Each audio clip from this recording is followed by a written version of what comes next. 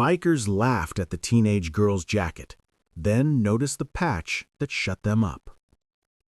The wind howled through the dusty streets of Blackridge as 17-year-old Mira Rivers pushed open the heavy wooden door of the Iron Hog, a biker bar known more for its rough crowd than its hospitality.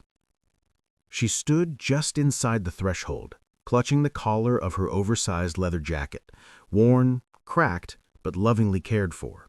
The room, thick with smoke and the low hum of conversation, fell silent for just a beat, then erupted in laughter.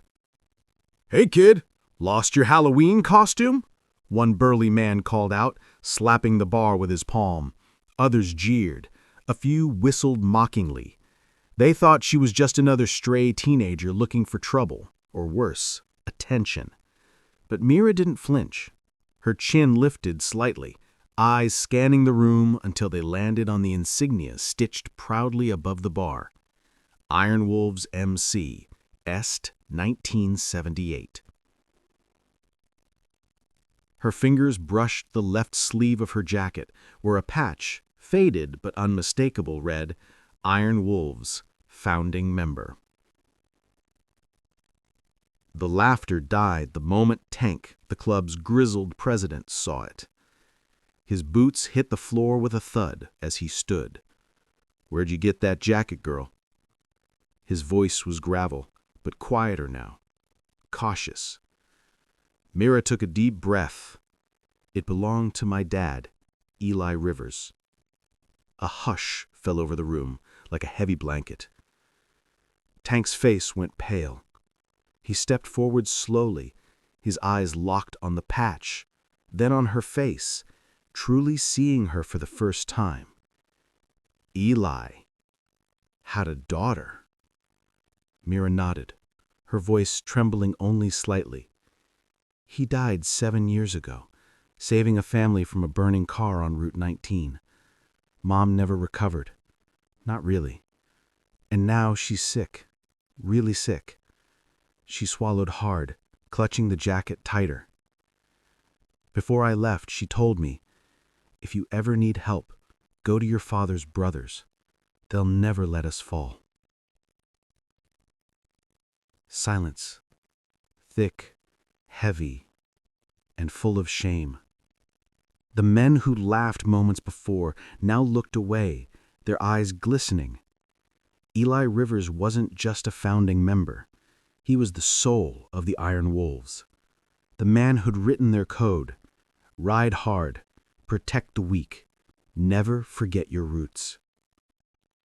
Tank stepped closer, his calloused hand resting gently on Mira's shoulder. "Your family, kid. Always were." What happened next changed everything. That night, the Iron Wolves didn't just offer Mira a meal, they offered her their loyalty.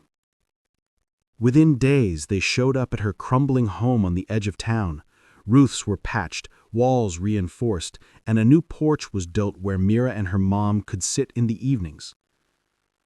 Groceries appeared on the doorstep. Medical bills?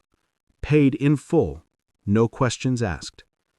But more than that, the bikers began to remember who they were. Inspired by Mira's quiet strength and unwavering belief in her father's legacy, the Iron Wolves returned to their roots. They organized charity rides for families in need, hosted community cookouts, and mentored at-risk teens. And always, always, at the front of every ride was Mira, astride her father's restored vintage bike, the wind whipping through her hair like it used to through his. She wasn't just Eli's daughter. She was their reminder. At the club's annual gathering a year later, beneath a sky full of stars and the warm glow of bonfires, Tank stepped onto the makeshift stage. In his hands was a leather vest freshly stitched with a new patch. Legacy Rider, daughter of Eli Rivers.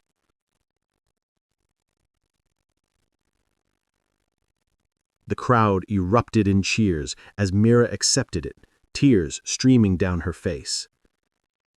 Later that night, standing beside her father's bike, She looked out at the sea of brothers who would become her family. "People think the patch is what makes you strong," she said softly, her voice carrying over the crackling fire. "But it's not. The patch, it's just a reminder of who you ride for, who you fight for, who you live for." And in that moment, the Iron Wolves knew they hadn't saved Mira. She had saved them. If this story touched your heart, please like, share, and subscribe to ACA Story Tales. Your support helps us bring more emotional, uplifting stories like Mira's to people around the world. Because in a world that often forgets kindness, we choose to remember. Leave a comment below. What would you do if you saw someone in need? And don't forget to hit the bell so you never miss a story that reminds us all what it means to be human. Thanks for watching.